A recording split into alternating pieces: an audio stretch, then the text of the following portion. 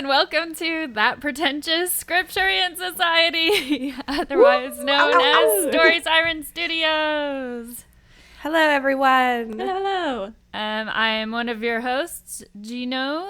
Hola. Hola. Hola from Argentina. Over here you have Wheezy, a.k.a. Ash O'Rourke. And Easy being wheezy. Yep. And for wheezy today, I will try not to wheeze directly into the microphone, but if you hear it, that's what that is. And then I don't actually know. I know you, Lewis, a.k.a. I don't know how you introduce yourself, so though. Ash is also a.k.a. Tolkien. And then True. I am Lewis, a.k.a. Catherine, a.k.a. Carissa, which is my actual name. But whatever else I decide to call you. hi. You may be wondering why you have this random assortment of ladies. No, where is Spoons? Is she okay? Is she trapped in a closet somewhere? We need proof of life. The answer Spoons is fine. yes to all of She's those. all She's of them. fine. Yeah. She's also trapped in a closet. She's also trapped in a closet. We kidnapped her, but she is okay. But she's okay, though, so it's fine. Yeah. No, she's just a busy lady, so you just get the three of us. Suck it up. Yeah. You get what you get, and you don't throw a fit. Spoken like a mother.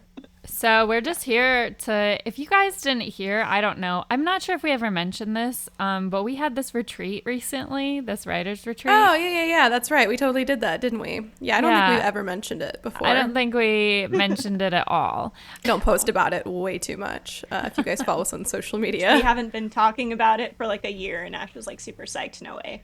No, this is probably the first you guys are hearing about it. And I'm sure you're psyched for more details. Yeah. So retrospective details. Exactly. We're bringing you this special episode of our podcast to talk to you about our previous writers retreat, because as I mentioned recently to these lovely ladies, my bird life took over our last That Pretentious Book Club episode, so we didn't get to talk about the retreat at all. And I know y'all are starving for details. So Oh, yeah. we're all here to kind of tell you about the amazing experience, and then you can see for yourself how awesome it is and sign up for our next one. And also hear the amazing anecdotes about, me telling Wheezy that's nice, set up these vegetables so people can eat. Oh my gosh, if you guys want to see a different side of Gino, and pretty much the same side of me that you guys usually see, like, I'm pretty much exactly probably how I'm my happy, 10-year-old self that I am here. But, when I'm off camera usually with you guys, away from the mic, I'm like, business, time to go. I'm an entrepreneur lady. And then you guys luckily don't have to deal with that. Everyone else does. And then at the retreat, Gino was full house mom mode. It was awesome. It was. It's bedtime, everybody. Lights out. Yeah. She come into the room, we're all talking. She's like, and it's time for quiet hours. She'd be like, so this is actually a quiet zone. There's a sign. Yeah. And it says quiet zone. Point. You guys are selling this real well. Everyone's gonna be like, never mind. We don't want to go anymore. It was great though, because sometimes I'm the person in the room that's like, can everyone please just shut up? I'm trying to do stuff. And you were that person this time, so I didn't have to do it. It was great. It was great, but also very fun. It's also very fun and very casual, which we actually had a lot of people say that what they liked the most about the retreat, which was just, I don't know what I expected from the feedback because that was our first one. But one thing we got a lot of that I didn't anticipate was people being like, I loved that everything was optional. All of the workshops, all of the activities and exercises were optional. And I thought it was so funny that we got that individually, independently from a bunch of people, but also almost everybody participated in every thing. They just liked that it was optional and laid back and no low pressure. So we'll do that again. The ability to opt out will often make things so much more you feel like you're choosing it, so you have more fun when you do it instead of I have to do this thing. Exactly. And you're like, well, what if I'm not comfortable? What if I don't want to do the peer critique circle? Although we encourage it, it's optional. You're paying to be there, so we want you to enjoy your time there. So if you're you're really gonna hate it and you just know, then you don't have to participate. But also, everybody ended up participating. And I think even the people, for example, the peer critique circle, I think that was the one that the most people had, I don't know if I want to do that, and everyone participated. And it was also, I think, what we got the most, when we polled afterwards, what did you enjoy the most? We got a lot of, we loved the, peer critique circle, fun stuff like that. Which will definitely be happening again the next retreat. It's a will great be. learning opportunity. One, learning It how to is. help out your feather authors. Back to the birds, man. She's only bird-brained fellow gosh. authors, and also, to get some review from peers on your own work. We're gonna have a little bit more this time, have anyone bring some pieces specifically that they want reviewed. This last time it was kind of, hey, what you got? But Yeah, probably. I'm thinking maybe we print them and pass copies around for people to read. So if you're not comfortable reading aloud, because I know that was a whole other challenge. Some people were like, well, I want the feedback, but I don't want to read my stuff aloud. Totally fair. And because the written word is typically read silently, individually, that's fine. Like, we get it. So we'll do it. Everything is going to be, it's going to be like all the cool stuff last time and then even cooler. Because like little things like that, like, oh, we're going to make it an option so people can print what they want to share and everyone can read it. Like that kind of thing. Just like optimizing, That's an entrepreneur word.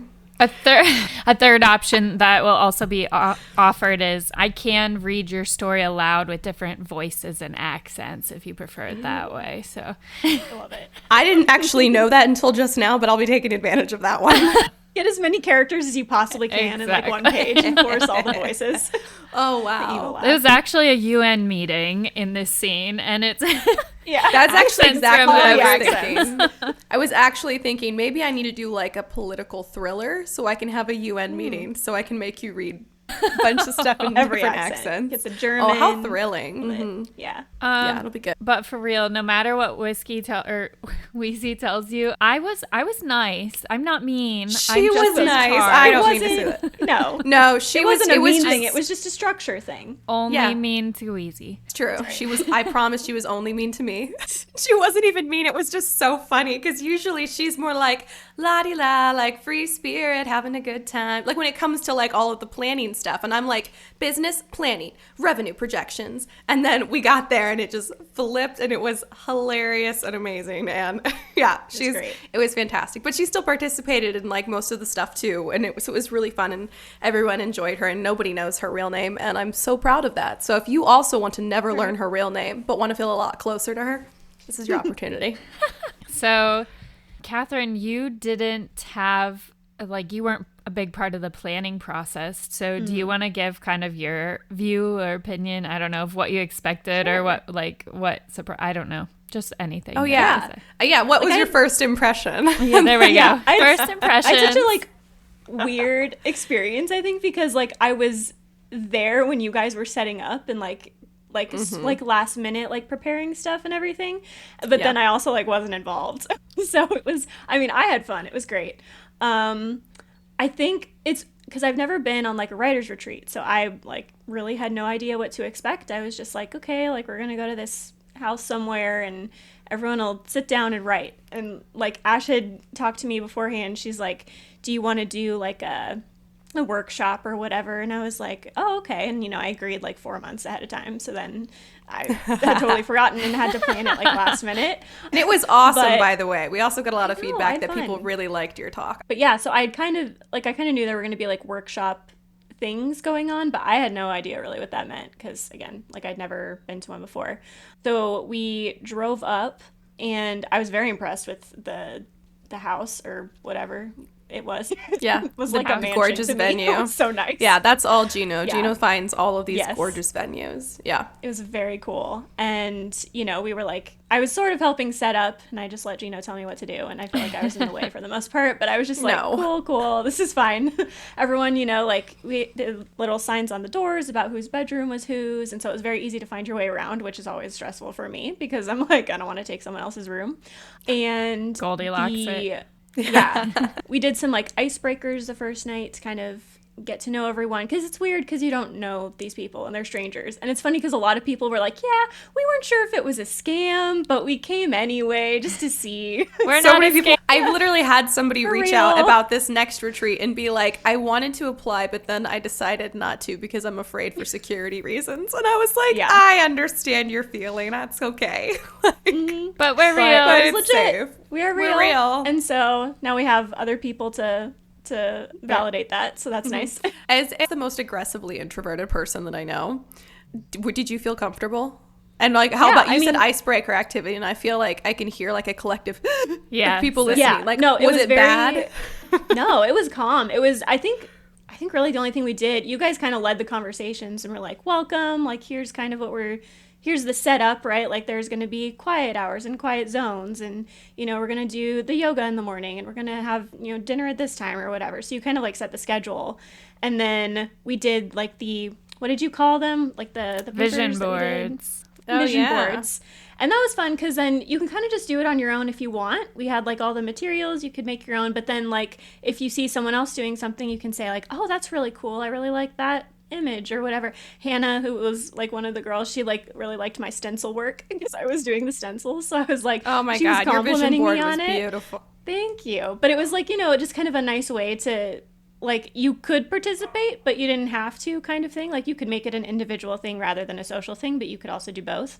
And I mean, I was nervous. Like, the first night, I was kind of sitting there and I'm like, why did I do this? I'm so panicked. Like, this is so many people I don't know. And then, like, the next morning came and I had, like, my little writing cave, and I like sequestered myself in the back. Like there was a room specifically, like there were a ton of spaces you could choose from. And I chose everyone was like, we knew you were going to pick that one because knew it's, it like, immediately. Walked by this little like alcove thing, and I was like, yes, that's exactly where she's. And then sure enough, where was it? There was Carissa also participated in most of the events, like most of the activities, but I knew because she was going to be so heads down because like she writes like a maniac. And I was like, okay, so there was one that I was like, I don't think she's going to participate because it's going to take up a big chunk of time. And sure enough, I walked by just to let her know it's starting, and I didn't even have to speak. I stood there until she looked up, and then she just shook her head no. And I was like, I understand. I just nodded and walked away. I was like, just I gotcha. walked away. It was great. That's like the vibe I'm looking for. Like I can take a break if I need to, but I can also keep going. So yeah, I had my little cave in the back. It was great. It was across from a bookshelf with no books, so that was weird, but it was fine. I didn't even notice that. I knew the bookshelf was there. I kind of did notice that. Yeah, there were like records and games, and I was there like, was a lot of games. Right. Yeah, I was like, look at all these games. Cool. Where are the books?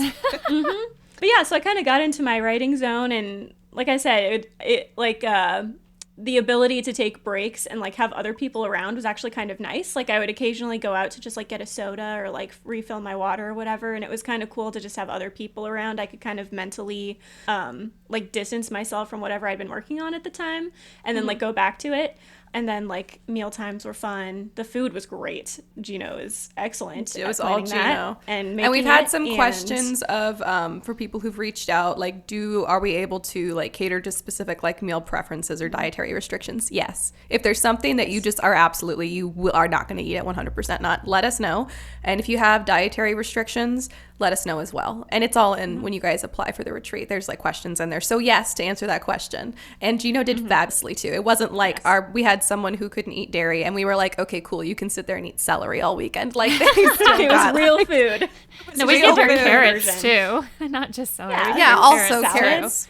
Yeah, don't worry. You'll get a choice of Not to sideline too hard, but I have a friend who has like gluten or she's celiac and lactose intolerant, and actually fructose has issues. But one day they were like, we were at a restaurant or whatever, and they had known beforehand, and they said, oh, we got you dessert, we got you covered, and they came out and they just handed her a peach. Like that's so still funny. To this day, we planned this. We got this. Thank you so much. Oh my gosh. Rest assured, Gino's culinary skills are beyond just offering you a peach if you have dietary restrictions. We had more than peaches. We had snacks. We had like tea and coffee stations. So it was very cool. And again, like I said, it's like if you need a mind break, it's nice to just go out and like do that in a room with other people maybe. So I do think if you go hungry on the retreat, it is 100% your fault. I way over food. So much the number of apples that we came back with. There will be more apples because it she is had the enough fall. For like 3 per person. Well, everyone was there for 3 days. I thought everyone would eat an apple a day to keep the doctor away, Of course. No. And everyone was like, no, we don't like apples. It's a joke that like this home exists in my family is that I think apples are too hard to eat. Because like I need them cut up because biting into them is too hard. I cut all my apples up. I don't like biting into them either. So what you're saying Yeah. is you need to cut them all up for this one. Everyone will eat Yes. 3 if they're cut up. Treat me like a 10. Okay. A 10-year-old. Actually, I'll be honest. I also would probably eat an apple if it was cut up. Also, if it was a green apple. Yeah, and there were like drinks in the mocktail version too, so that was also fun. But yeah, overall, it was very cool, and I felt like you said, no pressure. It was like, okay, if you want to participate, you can. If you don't want to, you can't. Or you don't have to. Yeah. Not you can't, but if you don't want to, you can't anyway. Yeah. I mean, you were glad. I want you here. Yeah. Like the social aspect. I know like the first time I went on a retreat where I met Gino, actually, when I went in, because I'm also aggressively introverted, you wouldn't know it, but not as much as Catherine, which is kind of crazy that there's like that far of a scale. But I remember thinking like going in, I just want to go here because I want my freedive cert and like I want to get like my mermaid cert so that I can like perform no and stuff. No one look at me, and no one talk to me. I was like, I don't want to talk to them. I don't want to make friends. I don't like being around people. And I'm very anxious about this experience, to the point that I also almost like the week before, I remember that retreat being like, I'm not going to go. I'm not going to go. I'm too stressed out. Like, how did you feel about like the social connections you made? And are you still connected to people? And I have not prefaced any of these. I literally don't know what she's going to answer. No. So I'm going to like coach her ahead of time. I'm curious. Yeah, I felt like it was good. I think for me as a person, I just have to let myself have 24 hours where I know I'm not going to be comfortable. You know what I mean? So if you're like a super introverted person, you just have to accept like, okay, for the first 24 hours or so, I'm going to feel some regret. I'm going to feel like I made a mistake. I'm going to feel like I don't want to be here. And then it will turn. And like you'll have the one conversation with someone and think, oh my gosh, we're like, we have this in common, or this is like a totally interesting take I've never thought of before, or whatever. And once I get to that point, it's good. And I think it's how many people were there? 10? I think that it was a good number, whatever it was. 13 total? Yeah, total. yeah. Am I I not think including something us? like that, yeah. I think it was 13 total. Yeah, because it was enough people that if you didn't really want to talk, you could just kind of sit there and not feel awkward. You could just like listen to what other people were saying. But it wasn't like so many people that you now have to start your own conversation. You know what I mean? So I think it was a good number. And I mean, it's going to depend always on like the type of people you get to come to these things, right? Because I just think everyone was very like ready to like be social, right? Everyone was kind of like, we're all in, kind of like, we want to get to know you guys, get to, you know, we want to listen to what you have to say. All I that did kind of feel stuff. like So we the had attitude, a surprising number of extroverts. I expected more introverts. Right. So, the writer's retreat is like you're writers, but you're also willing to go on a retreat. It's, what kind of person is that? But I was pleasantly surprised. I kind of thought, okay, I'm just going to like sequester myself in the back and I'll talk to Ash and Gino and that'll be it. But I like met people that I was like, okay, we can have a good conversation about this or whatever. Like everyone exchanged like their social media stuff after the fact, and I will not lie, I have not been on Instagram since. So it does not look like I'm connected to people, but they are on there. Yeah, I get back when on. you're ready. Yeah, exactly. So yeah, it was just kind of, it's cool to have like a greater variety of writers too, to like hear what their thoughts were on things. Everyone was in very different genres or like different this styles. was a really like diverse in like the writing styles. So it was cool to kind of hear, like my world building workshop, I was like, okay, how do I make this relevant to the people that are doing like nonfiction or poetry? And I was like, okay, now I have to like broaden my horizons a little bit and think about how this can apply to them, which is good for me and my writing and everything too. So I think it was just like overall not what I expected, but in a good way, right? Like I didn't necessarily, like strangely enough, I actually didn't get a lot of writing done. Isn't that weird? Like it was. What were you doing? I was the whole time. I was planning. I was like brainstorming and thinking things through because I was having like, you know, ideas about how to make something better. I did write. I was, you know, editing and writing some new things, but it was not like me just sitting and writing for 3 days straight. But when I got back, it was much easier to start writing. So I think, I'm so glad. I don't know if that's how it worked for anyone else, but it's like, you know, not necessarily the experience you're expecting, but still a really valuable one. So, yes, I would recommend it. She's like, all that to say, I had a horrible time. Thank you. Goodbye. Yeah, I'm never going again. This is the last you'll ever see of me. Friendship over. She's done. She's done with Story Sirens. This is actually her exit interview. Yeah, this is my exit. It was really great watching the dynamic between Ash and Gino, though, because, like, Ash literally would be like, hey, I have this really cool idea for next time. And Gino's like, Ash, go away. I'm trying to like make dinner. She's like, I'm trying to feed the people who are here at this retreat that's happening right now. I'm focused now. Oh, the other thing I was going to say is we played games one night, and I think the games were also a great icebreaker because you don't have to like think up what you're going to talk about or like have like weird personal information necessarily. Like the game, I'm going to forget what it's called, but like where you have to ask someone to tell a story and you have to challenge them. Like I thought that was super fun. The ransom notes game was fun because I don't know, I think games are good icebreakers because it doesn't have to require any like intimate personal details about you, but you still kind of get to know like people's senses of humor and, you know, where their brain is going to go and stuff. So that was also really fun and I think really you killed at that at the storytelling game. You destroyed it. I loved it. Awesome. It was so fun. I was surprised how many people, I think everyone participated in that when we were I also thought game time was optional. You're not forced to play board games or anything. And there was lots of games people could choose, all writing themed. So this wasn't like and now we're not even thinking about storytelling anymore. Like they're all different types of like storytelling games that I found. And I have like 2 more that I found actually that I'm going to bring to the next retreat. I thought people would like come select what game they wanted to play and like break off and go play it. Nope. Everyone was like, we all want to play this as one big group, which was awesome. It ended up being so cool, which is also, that's totally fine. It's literally like free for all. That's one of the evenings it's our pajama party evening and pajama parties and storytelling games. Yeah. I will say, I think, at least for me, like, a lot of writers are living in lives where not a lot of people around them are writers, right? Like, it's not normally like a family thing or like you have a friend group that's all writers all the time. Like, this is actually probably pretty rare that we're like friends like this. Like, I didn't have writer friends until college. And then it was like Ash. And like it slowly expanded.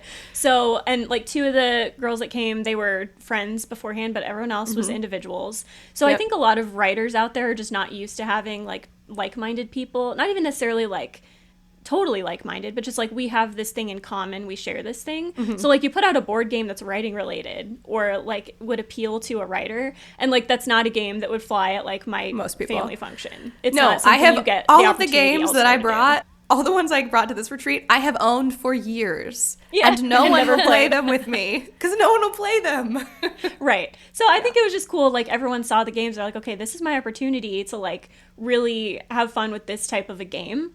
Which again it's cool because like even if you're super introverted and you're like, well, I don't know if I want to like be around people, it is still good to like have that and feel like less alone, I guess, in like your hobby or the fun you want to have. So yeah, it is nice because it's different when you talk to people who aren't writers. Like I have noticed like there's like a moment of, wait, did you just like start talking about a completely like delusional, like not real fantasy land? But to you, it's so real. And when you talk to writers, it's not like that. Other writers are also like, right, completely acceptable. Tell me more about this delusion of yours.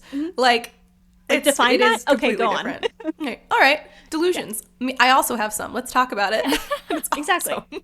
So I think not that necessarily every single time everyone's going to want to do game night, but I do think there's like a sense of, wow, other people here like want to do the same kind of things I want to do, and that's not something I always experience. So yeah, I know that one of my big focuses in hosting this was I'm glad everyone the optional parts of it, because that was kind of the thing. If you're coming to this retreat in the mindset of like you need time away from your family and kid or husband or work or whatever, and you just need to sit in a corner like that and just write, you can do that. Then you can do that. You do not have to. The only thing we require is a wellness check once throughout the day. We were like, have you eaten at all today? Have you eaten at all today? Are you okay? Okay. But like you don't have to come out for meals and with everyone if you don't want to. You can take something, go back to your little corner.